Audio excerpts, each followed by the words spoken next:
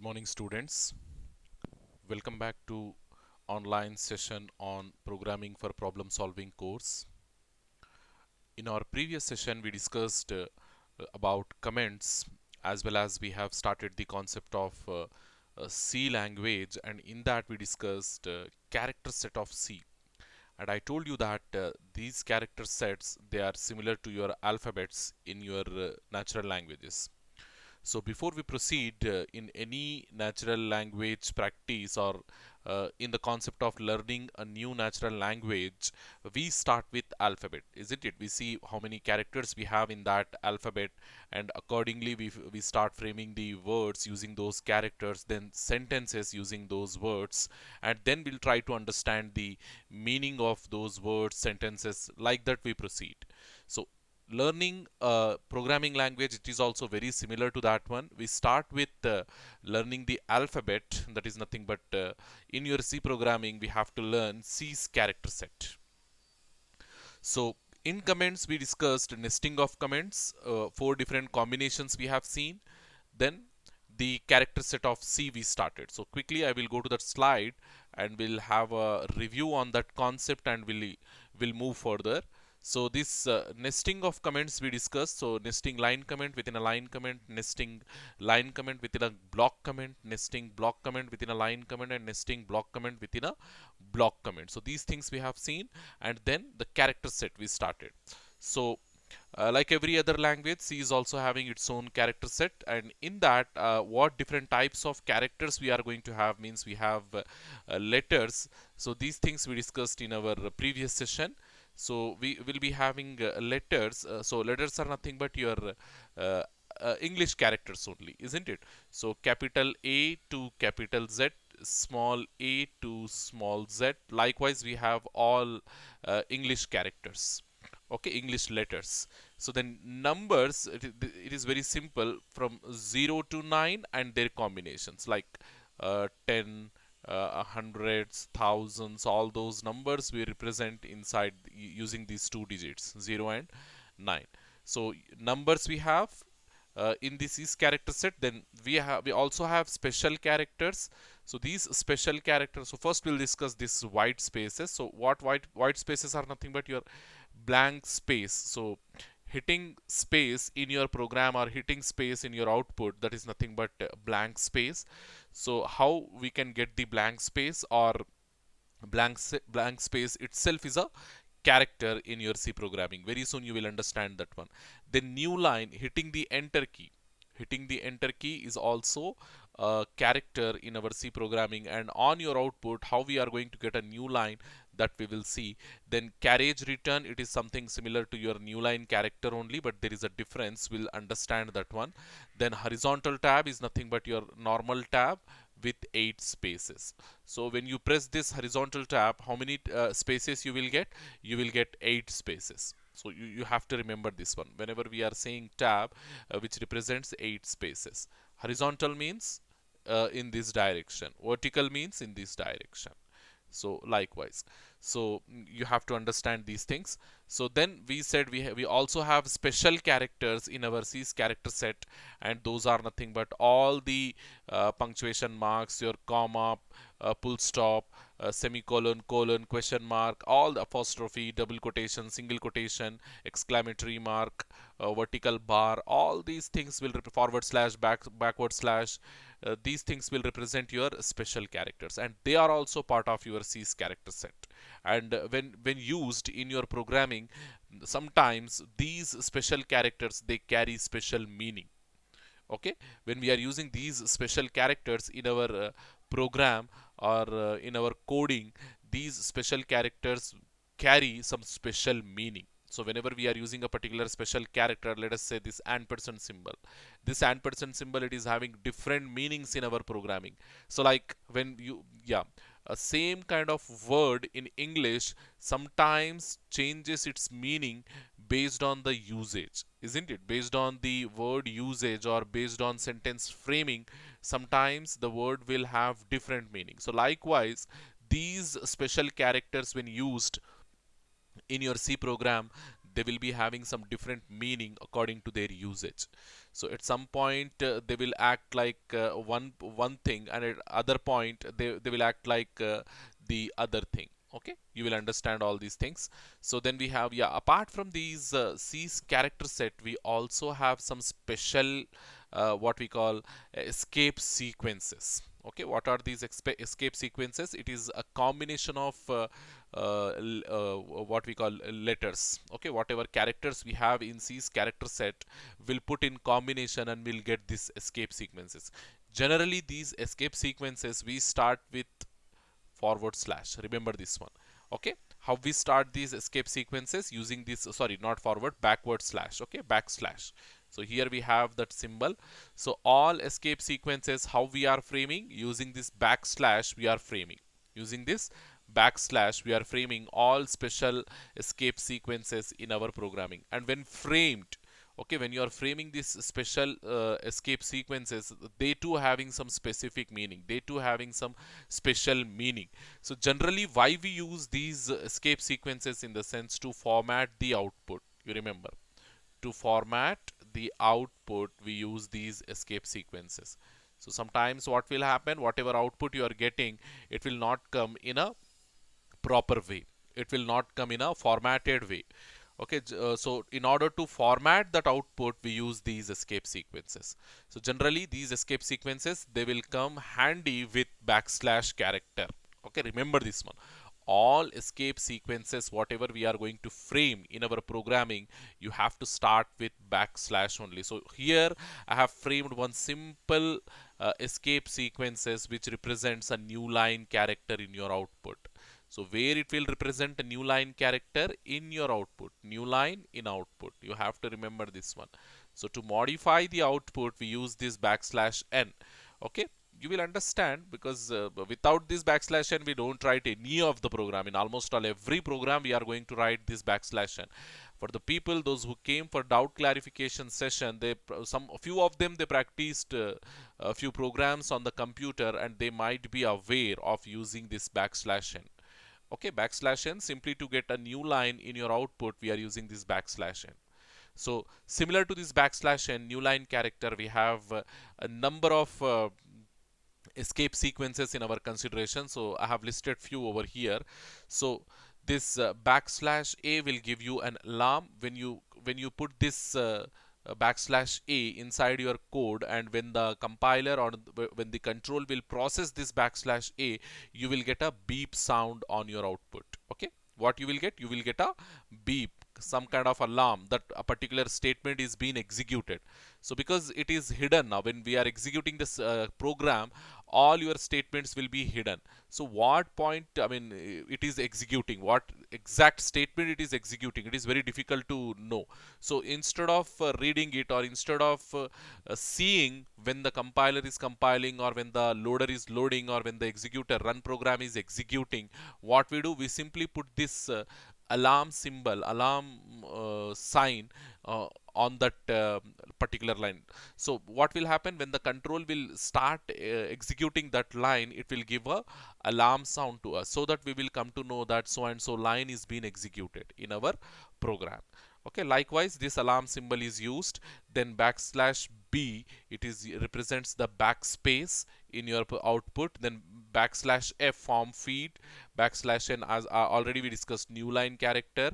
Backslash r, carriage return. Backslash t, this is vertical tab, sorry, horizontal tab. And backslash v is for vertical tab. So then we have simply to get the backslash, because backslash in combination we are using.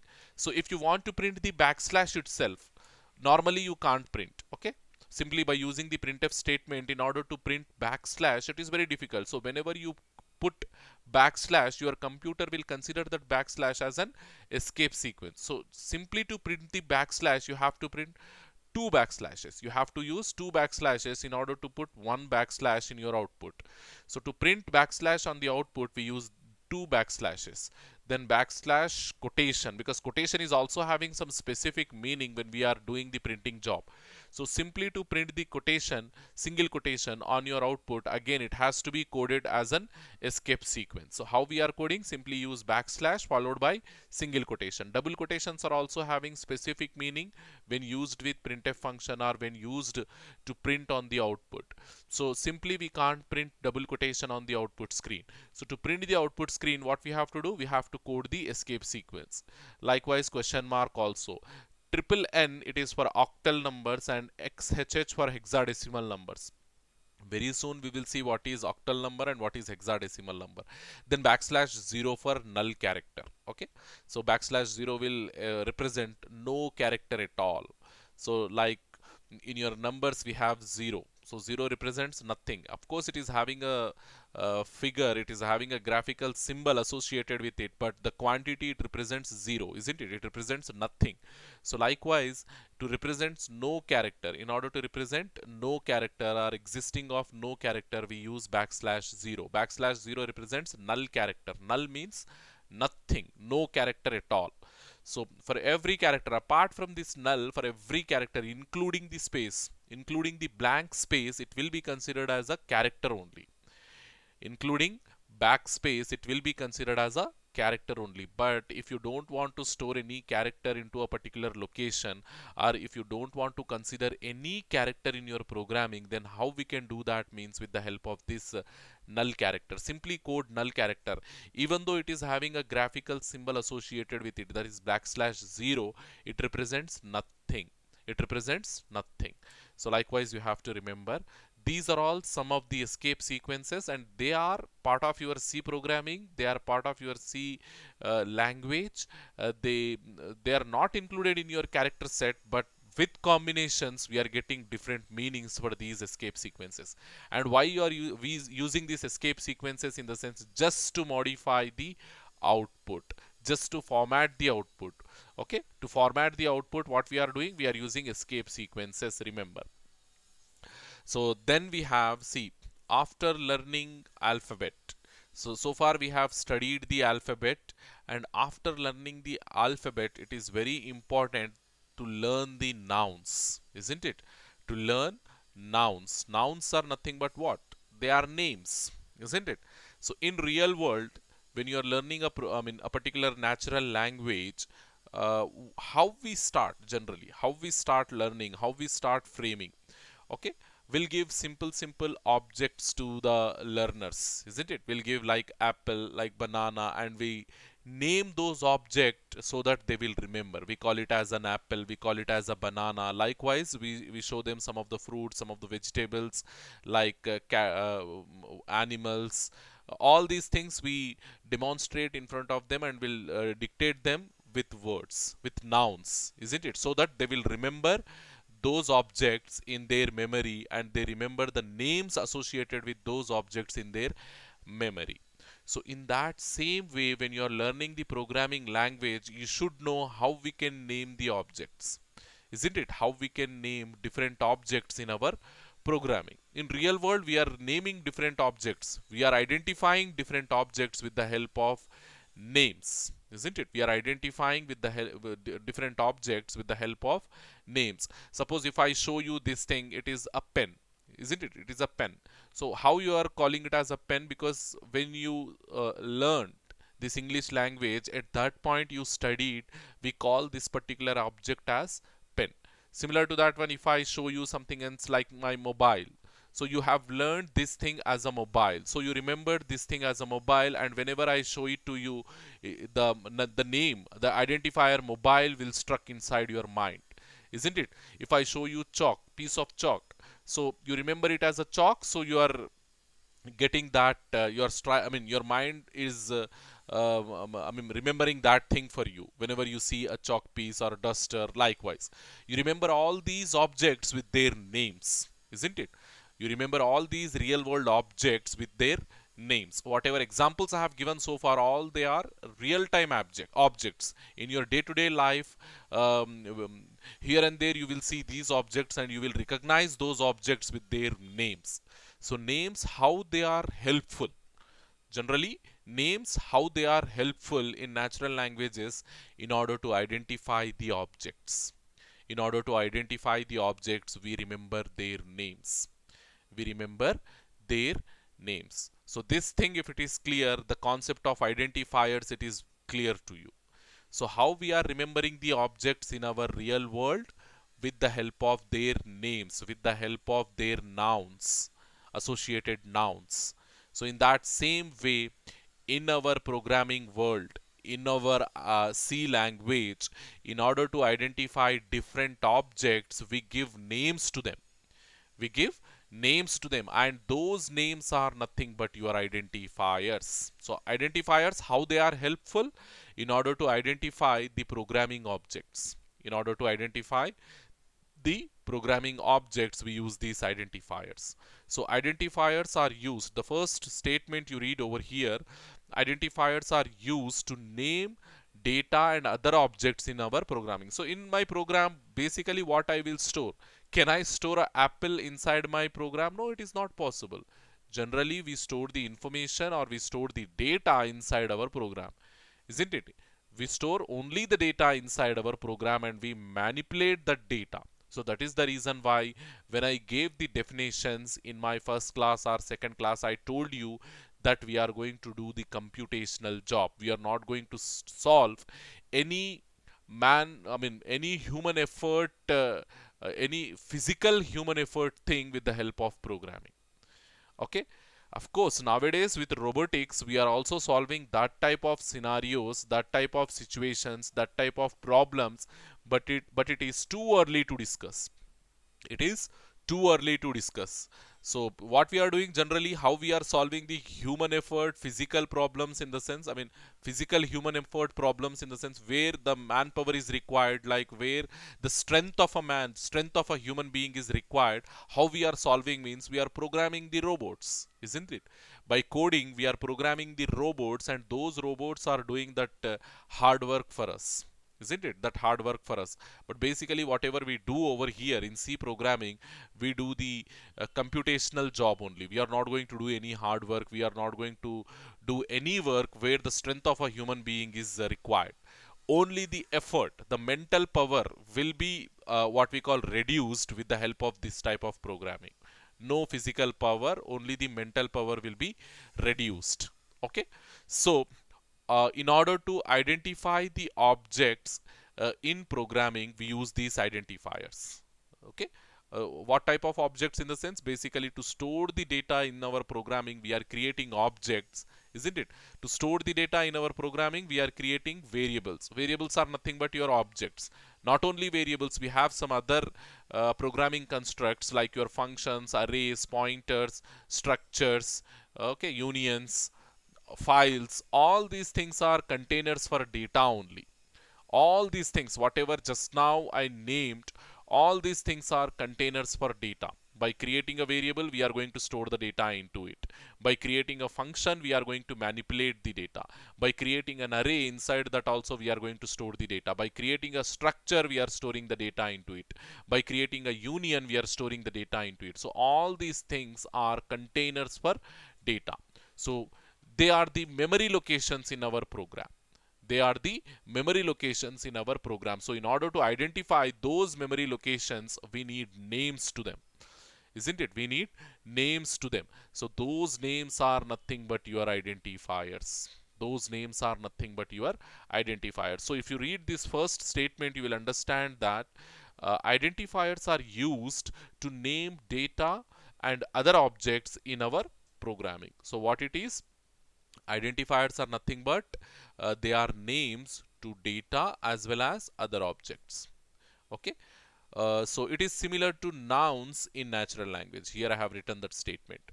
Identifiers, they are very similar to nouns in natural language. In your natural language, we use nouns to do the same job, isn't it? To do the same job, to name data, to name real world objects, isn't it? In our real world, we are not going to have any data running here and there, isn't it? So we have real time objects. To name all those real time objects, we use nouns. So these identifiers, they are similar to nouns. Okay. So then when objects are declared in computer program, they will be stored at unique memory locations. Yes, I told you already this one. Without identifiers, if the concept of identifiers is not there in your programming, then how we have to remember those memory locations in the sense with the help of their addresses. Every memory location in your program, it is in your computer, it is going to have a unique address. That address, it is a form of number, isn't it? A hexadecimal number.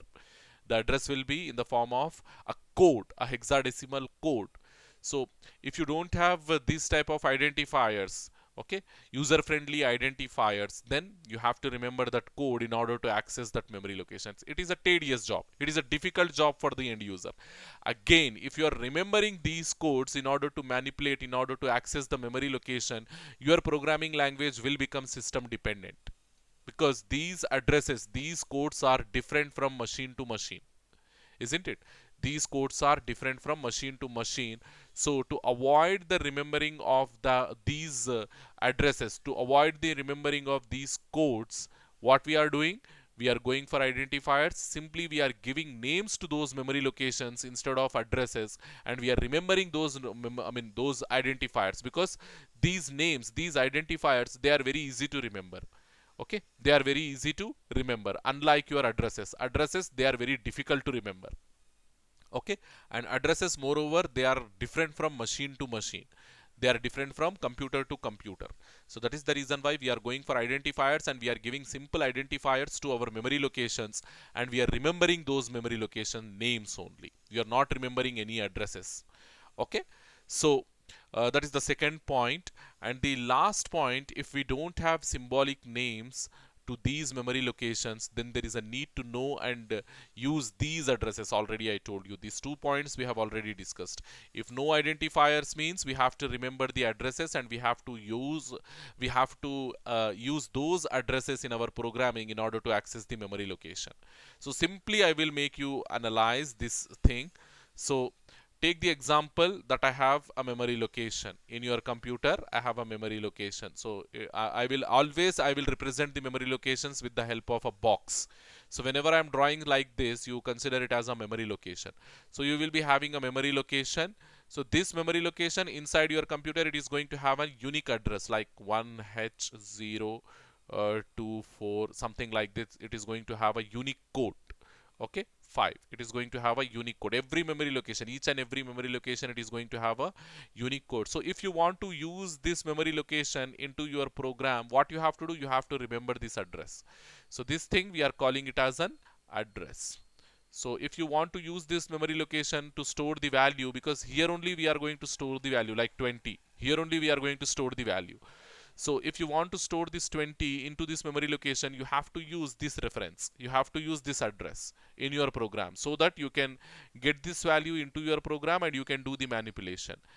But instead of doing that in high level programming languages, what we are doing, we are giving a name to this memory location like A. A is my variable, and this variable will take this memory, and when you say A equals to 0, this value will be assigned to this one. Like if you say A equals to 30 at some other point, then what will happen, this value get replaced with 30. So likewise we do programming in our C language. Okay, so this is what if you don't have the identifiers, identification names, then we have to go for addresses. So yes, instead of doing all those things, instead of remembering the addresses, we are going for the concept of identifiers, and we are giving a simple symbolic name which is very easy to remember and which is very easy to use in our programming. Okay, and compilers will keep track of where they are stored. And I mean, this identifier to address or identifier to the value, the conversion and the tracking, all those things, it is not the job of the end user but the job of the compiler. The programmer, simply he will give the name and remember that name. But the compiler, what it has to do, he has to associate, the program, the compiler, he has to associate that name with the memory location. And how he will do that job means with the help, basically he will do that job with the help of address only. Okay, so see, not all names are allowed to use in your C programming. Like in your real world objects also, few names, they are fixed, isn't it? Like apple, banana, they are fixed. fruit names, animal names, vegetable names, places names. I mean, we call them, I mean, if you are good in English grammar, we call these things are some fixed nouns or something. We have a particular type of noun category. So these things we can't use to name other objects, isn't it? So suppose if you want to name a person, then can we name that person as an apple? No, we can't, because the apple is already, it has been taken by a thing in real world. So we can't name a person's name with apple. So likewise, there are certain rules in real world when you are naming a person, isn't it? You can't give a place name to a person, isn't it? You can't give a place name to a person or a thing name to a person, or our solar system planet names. Likewise, we can't give to the persons. So when we are naming objects in our programming, there also we have to follow some certain rules, certain regulations when we are naming them. So what are those rules? Means simply they are four in number. These four rules we have to remember. Okay, so there are some rules while framing the identifier. The first rule, if you read it, first character must be an alphabet character or underscore. So suppose if you are giving a name to a variable, let us say I'm giving a name to a variable as person. Okay, a variable name, I'm taking it as a person. So all characters, all letters in this word, all letters in these words, they are what we call alphabets. Okay, they are alphabets, so it is a valid name. So you can't name I mean an object like this 1 2 3 ABC. If you want to name your object like this, your compiler will raise issue, because first character must be an alphabet or an underscore, no other thing. Okay, no other thing. So here what I did, I made my first character as a numerical value. I made my first character as a numerical value, so it is an invalid identifier. So according to the first rule, what I have to do, I have to use the first character. It must be an alphabet. It must be an A123BC. It is a valid name. Underscore 123BC, it is also a valid name. Okay, okay. We have some more rules on this one. This is also not valid. We have some more rules, and very soon you will understand why taking the underscore as the first character, it is also not valid. Okay, very soon you will understand. So you, till that point, you remember that first character must be an alphabet or a underscore. Okay, okay, then it must consist only alphabet, digits or underscore. No other special character is allowed inside your noun or inside your identifier. Only the special character underscore. Previously we have seen these are all my special characters, isn't it? From here to here, all these things are my special characters. You can't use any other special character other than this underscore. Here we have the underscore over here. Okay, you might be seeing this one. Yeah, we have the underscore over here, and only this underscore is allowed when you are framing the name, when you are framing the identifier. No other special character. Okay, from this list, no other special character is allowed when you are framing the identifier. So remember that one also. So what is the first one? First character must be either a letter or an underscore. No other character is allowed at first place. Then it must only contains, it must only contains alphabetic characters, digits, that is nothing but numbers, and underscore. No other special character is allowed. Only underscore is allowed when you are framing the identifier, and it must be up to 63 characters only. How many characters you can use inside your identifier? In the sense, only up to 63. This is first character, this is second, third, likewise Z, B, C. Once again, likewise, how many characters? Up to 63 characters you can use. 63 characters. After this, if you try to use a character, what it will do, it will simply skip that character. If you use 64th character, that 64th character will get skipped. It will not consider that 64th character into your name. So suppose if we are naming Hyderabad, how many characters are there in that name Hyderabad? We are having HYDEBRADE. Okay, HYDEBRADE. Okay, BAD. Likewise, we have how many? 1, 2, 3, 4, 5, 6, 7, 8, 9. So 7 characters we are using in this particular identifier. Likewise, when you are framing an identifier, what is the maximum number of characters that you can use in the name, in the sense up to 63. Beyond that, it will simply skip. If you use the 64th character, that 64th character will get skipped by your compiler. It will not consider. Hopefully you understood this one. So the first one, the first rule is the first character inside your identifier, it must be an alphabet. We cannot use the, it must be an alphabet or an underscore. It can't be a digit. The second rule, it must consist of only, I mean, all the characters in your identifier, it must be either alphabets or numericals or underscore. No other special character is allowed. And first 63 characters are distinguishable, in the sense significant or distinguishable, in the sense it will take up to 63 characters only. If you're taking 64th character, it will get skipped, and then can't be a keyword. So there are some keywords, like I told you, the fruit names, the animal names we can't give to human beings, isn't it? So here also we have some fixed names. Here also in our C programming, we have some fixed names. Those names we can't use for identifiers. So what are these keywords? We'll see very soon. Okay. So here there are some more. I mean, apart from those 4 rules, we have some discussion over here. The first character, as I said, we can use underscore, and that also we have to, as a programming practice, we have to avoid. We should not take the first character as a underscore, because taking the first character as an underscore, it is not an error, but we should avoid. Okay, like a programming practice, we are avoiding.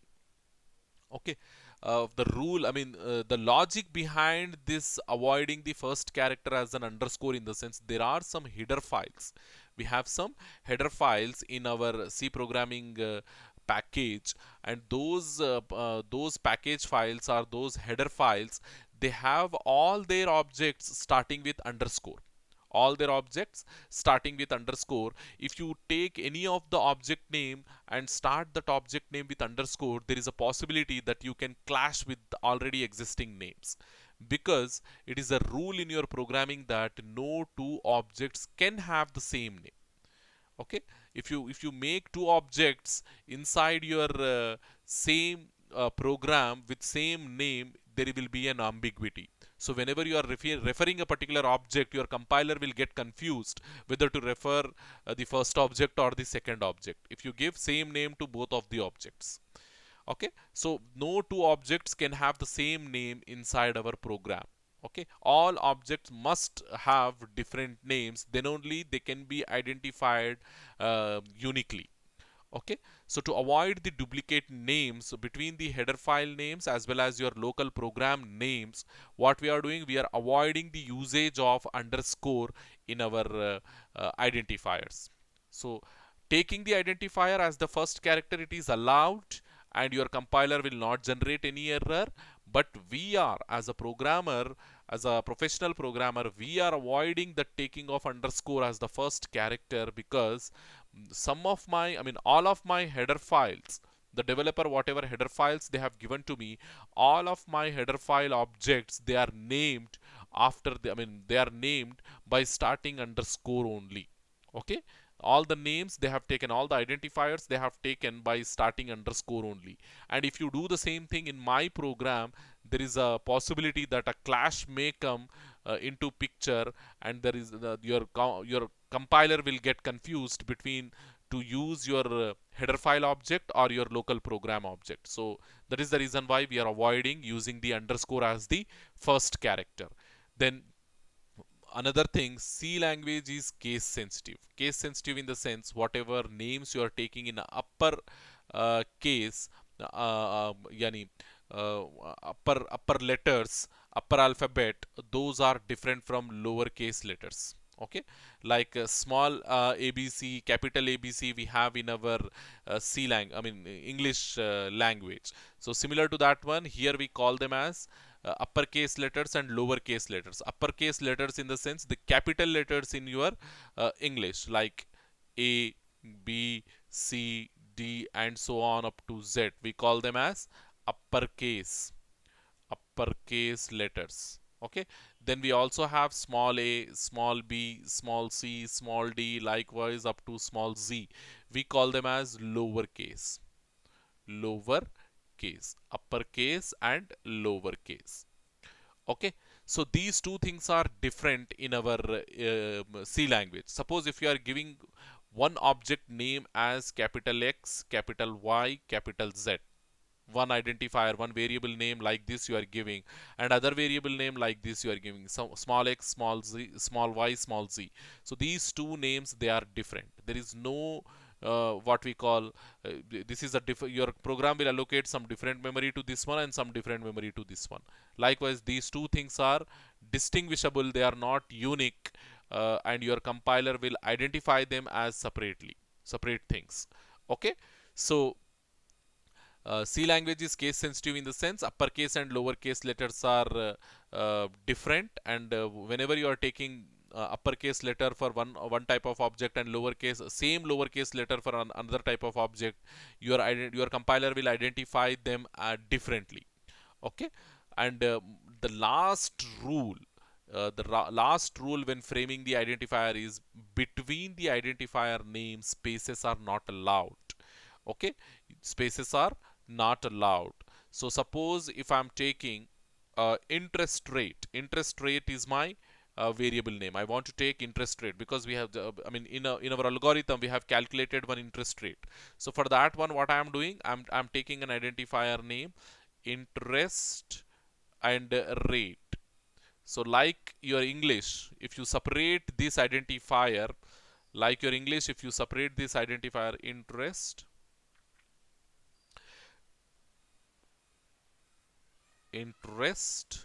uh, rate. So like this, if you separate your identifier, what will happen? Your compiler will consider only this much. It will not consider this rest of the part. This part your compiler will not consider. So what we have to do in order to make this complete thing as a single name, or your compiler sometimes it will generate error also here. So to make it as a single name, what we do means, yeah, we'll do like this. Interest, we take over here underscore because underscore is allowed now. So instead of taking space, we fill that space with underscore then followed by rate, like this we do. Or there is another way, first word we write like this with all small letters interest, and second word's first letter we will capitalize. So like this, interest rate. So the simple concept, like this we will take, like this we will take. So taking interest and rate separately, it is not allowed. Taking like this, it is not allowed. Interest space rate. Taking like this, it is not allowed. So what we do, we'll take either interest underscore rate. Like this we take, or we will capitalize the uh, by combining and capitalizing, we use the combination interest rate. Like this we do. Okay. So this is another thing, the last rule in your identifier framing. So all rules you have to remember because they are very important, and many times they ask this thing as a 2 marks question. What are the rules for framing the identifier in C programming? Okay, rules for framing the identifier in C programming, it is a 2 marks question, it is an important question. First character, it must be a alphabet, and it should not be a numerical value. We can use only the alphabet or underscore, and must consist of only alphabetic characters and numbers, and only the underscore special symbol is allowed, and only first 63 characters are significant inside your identifier name, and it should not be a keyword. And these are some other programming practices that also you can frame, that also you can write when they are asking the same question. So they are very simple. The first character of the identifier, it cannot be an underscore, the reason I have given. And the C language, it is case sensitive, so uppercase lowercase letters are different, and no space is allowed between the identifier name. Okay, between the identifier no space is allowed. So next is the keywords. What are these keywords? They are also the reserved words, fixed words, like in your English how we have some fixed words with fixed meaning, and we can't use those names for identifying other objects. So can we use um, the same fixed word for two different fixed name for two different things? It is not possible, isn't it? So if we use the same name for two different things, then there will be a confusion whether we are asking the first thing or the second thing. Like if we call what we call pen and pencil with same name, okay, if I start calling pencil also with same name as pen, then there will be a confusion. So when I'm asking somebody to get me a pencil, if I have to ask somebody to get me a pencil, so how should I ask? If I ask him to get me a pen, what he will do, he will bring a pen, and there will be a confusion to him as well whether to bring the pen or pencil. Likewise, so that is the reason why for all different objects we have different names, isn't it? We have different names. So these keywords, they are also fixed words and they have some syntactical meaning in our programming. So keywords are also known as reserved words. They are syntactical tokens which have special meaning when used in programming. So they are syntactical tokens and they have some special meaning when used in our programming. And keywords can't be used as identifiers. Just now I told you, when in the rules of identifiers we have seen we can't use the keywords as identifiers, and here also we are reading the same thing. And keywords can't be used as identifiers for variable names, function names, constants, likewise. Okay, in C language there are only 37, unlike your English. In English we have many fixed words. We have many fixed words, even though we have learned many of them, isn't it? Even though we have learned many of them, but when you're starting the C language, we have only 37 fixed words. You have to remember those 37 fixed words as well as their meanings. That's enough. Okay, so what are those means? Yeah, all these things we discuss as we proceed in our programming language. We are not going to discuss these things here itself. I'm just listing and I'm giving that list over here. So here you can see auto, extern, short, boolean, flat, float, signed, break, for, size of, case. All these things are some of your no, all of your keywords. I should not say some, because if you count them they are 37, isn't it? So how many columns we have here? So up to this you count. I have 6 columns, and rows, probably I have 6 rows plus 1 over extra one thing we have here. So 6 rows, 6 columns, in the sense 36 plus this one, 37. So how many keywords I have? 37 keywords I have. And all these 37 keywords we will study throughout this semester, and we will understand the meaning of usage of all these things. Okay, so this is something about keywords. And then we have to discuss about these data types. Let me just check how much time is there. Yeah, still we have like 10 minutes, so 10 to 20 minutes. So let us quickly discuss this data types. I mean, it is not possible to discuss the whole concept in one session. Data types. So what I will do, I will just start this concept.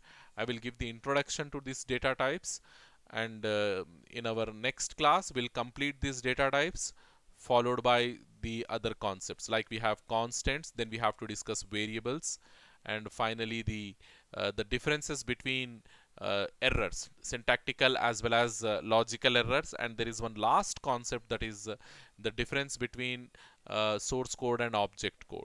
Okay, so that also we'll discuss, and we'll wind up this first unit. And immediately after completion of this first unit, I will provide you the full notes. Already it is there on my blog, but even though many students, they are texting me personally, they are sending posts on WhatsApp, and they're asking me simply the notes. See, I told you many times, it is already there. Not only the first unit, all 5 units notes is there on my blog, including the important questions, including the what we call solved question papers. Everything I kept on my blog, and I shared many times my blog URL to with you people. So anyhow, I mean, for tomorrow's class, after posting the class, I will post this URL as well to you people. Okay, blog URL as well to you people, so that you can once, if you, I mean, those who joined recently into the group, or those who are new to our sessions, they can also go to my blog, and they can also see the notes and everything over there. See, there is a need that you have to submit the assignment as part of your curriculum. So as I told you, after completion of every unit, we are going to give the assignment to you people, and you have to solve that assignment and you have to submit that assignment.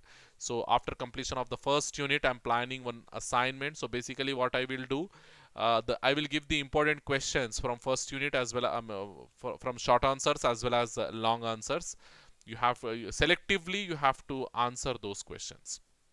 Okay, the freedom I'm giving to you people only. I'm giving choices, so selectively you can solve that assignment, and you can post that assignment, so that we will award, we'll do the assessment and we'll award the marks for you people. Okay, so what are these data types, and what is the need and necessity of these data types in our programming? So we said, in your algorithm concept only, we said whenever we are performing any type of operation or any type of computational operation in our computer, what we have to do, we need memories, isn't it? We need memory. See, basically whatever programming we do in C, C++, in Java, it is something like a kind of memory management only. Okay, we allocate memory. In that memory we store the value, we will manipulate the value, we print the result. Only these things we do. Any type of programming you take into the consideration, we do the basic job is this one only.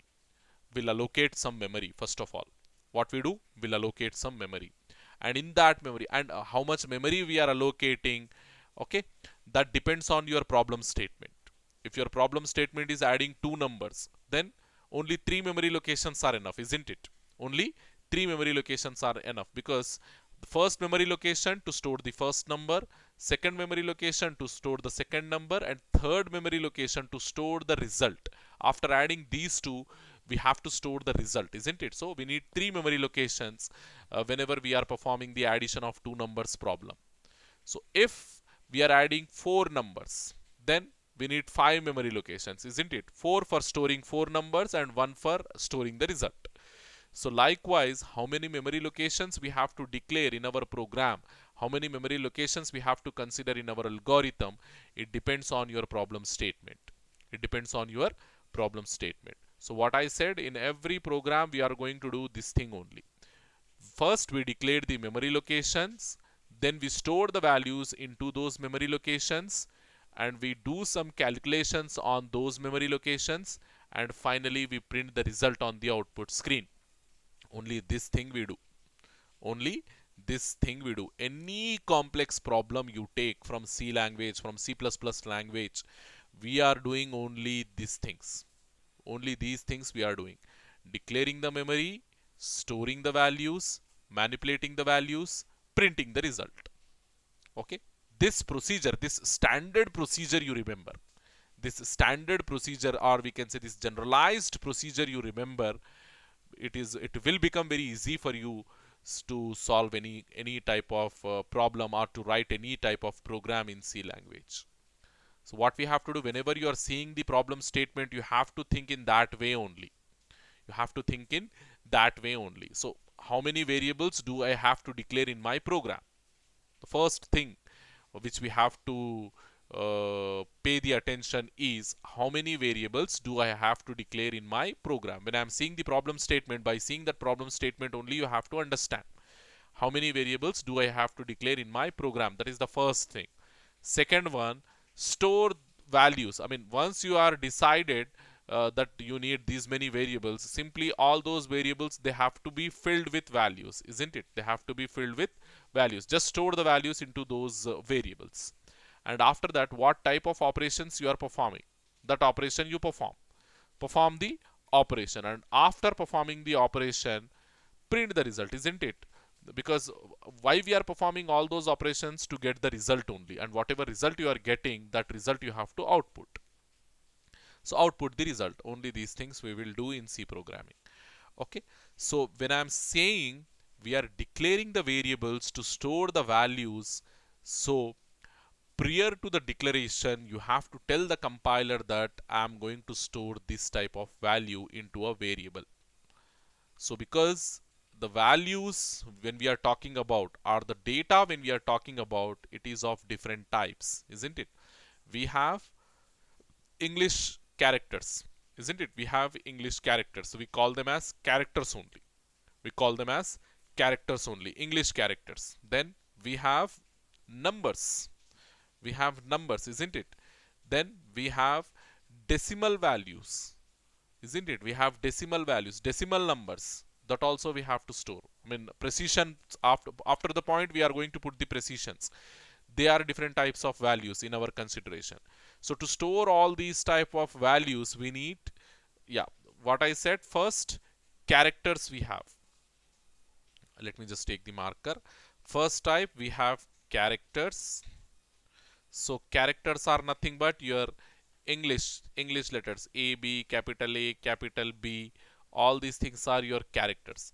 Then we have what? Then we have numbers, and we call them as integers. Okay, integers, again decimals will also come into that, so I will call numbers. So here whole numbers 1, 2, 3 and so on. Okay, so negative values also -1, -2, -3, likewise and so on, 0 including. Okay, all these are numbers. So then we have strings. We have strings are nothing but like names. Okay, A, B, C. We represent strings into double quotations, and we represent characters into single quotations. Likewise, we represent characters into single quotations, and we represent strings into double quotations. We have a concept called constants. There we study about all these things in detail. Okay, constants. So strings we represent in double quotations, like any name. Just now I wrote Hyderabad. So Hyderabad is a name. It is a sequence of characters. So we can't represent the complete Hyderabad name with the help of a single character, isn't it? So I have to mix multiple characters in order to get that string constants. So this is string values. All these are my string values. Then we have precisions or decimals, we can say. More clearly, what we say, we call them as decimal. After decimal point, we are going to have values. So such values like 12.27, comma 13.20, comma minus 47.36. Like this, after the decimal point, whatever values we are having, we call them as precisions, isn't it? So for storing such values, we need some different data type. Okay, so likewise we have different types of data in our consideration. We have different types of data in our consideration. So declaring a simple variable, it is not going to store all these values. Okay, so whatever variable we are going to declare, it should be the it should be specific to the values which you are going to store. So if you want to store only numbers, you have to declare a different type of variable. If you want to store only characters, you have to declare a different type of variable. If you want to store precision points, you have to declare a different type of variable. So all these things, how we do means with the help of data types we do. So what exactly a data type or a type in the sense, if you see the definition, you will understand.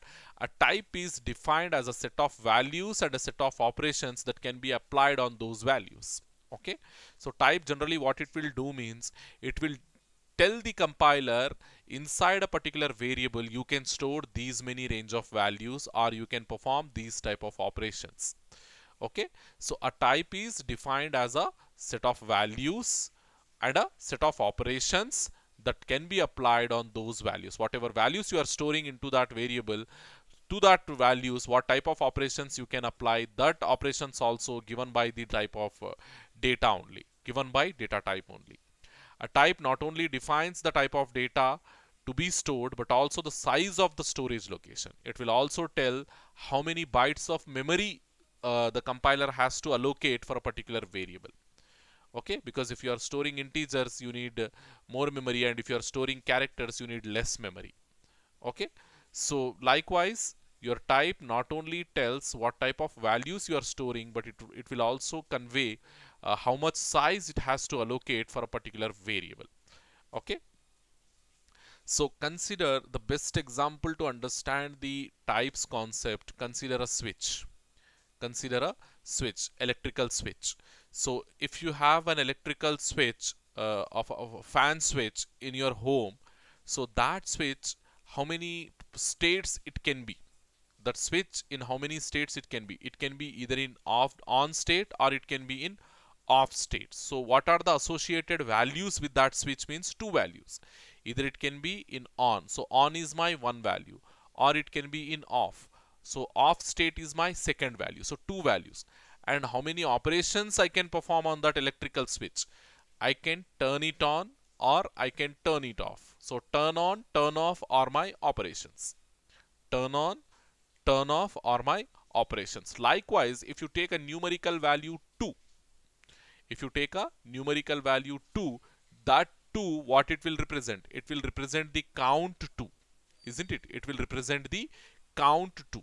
In real world, the 2 represents count 2. In that same way, in programming world also, in mathematics also, your 2 symbol will represent the count 2. Okay, and what type of operations you can perform on that count 2? You can perform addition, you can perform subtraction, you can perform multiplication, division, all these arithmetic operations you can perform on that 2. By seeing that number 2 only, you can tell what it is and how many types of operations we can perform on it. So same thing, your compiler, it will not do all these things intellectually, isn't it? By seeing this 2, you can tell that this is the count 2. 1 2, it represents two things in real world. Okay, and what type of operations we can perform? Means we can perform addition on these two, subtraction we can perform, multiplication, division, modulo division, all these operations, all these arithmetic operations you can perform on these two. Same thing, you take a why you are able to perform all these operations? Means because it is an integer value, it is an integer type of value. So the value type itself representing what type of operations you can perform on it. So same way you take a character value. I am taking a character value A. Character value A. What it represents in real world? It represents a symbol, A symbol. Okay, in real world. And what type of operations you can perform on this? Can we perform addition? No, it is a character value. I can't perform addition, subtraction, multiplication, arithmetical operations we can perform, but they will not give any specific meaning in our real world, isn't it? A is an alphabet and it is used to write something, it is used to give some information, give some instructions, store some data. Likewise, we can use. Okay, it will become a part of data, it will become a part of what we call statement message, but you can't perform any kind of mathematical operations on it, isn't it? You can't perform any type of mathematical operations on this, arithmetical operations on this letter A. Of course, it is a value, but you cannot perform that kind of things. Same thing if you take a string value. So just now I wrote Hyderabad, it is a string value. Can we perform addition, subtraction on this? No, we can't. So string, it is having its own operations. Character, it is having its own operations. Likewise, integer or a normal variable, normal value, normal numerical value, it is having its own operations. Okay, in C language, types are divided into four major categories based on the type of data that you are going to store. These types, they have been divided into four major categories. The first one is void type, we have integral type, we have floating point type, we have, and derived type we have. Into detail we'll go in tomorrow's class. You just remember this chart. Over here I have given a chart. In this chart, C types, as you can see, they have been broadly categorized into four: void type, integral type, floating point type, and derived type. Okay, so what are these void types, what are integral, what are floating point, what are derived? All these things we discuss in tomorrow's session. And we also discuss along with these types, we also discuss variables and constants. Okay, variables and constants, and hopefully in one more session I'm going to wind up this first unit, inshallah. Thank you very much, students.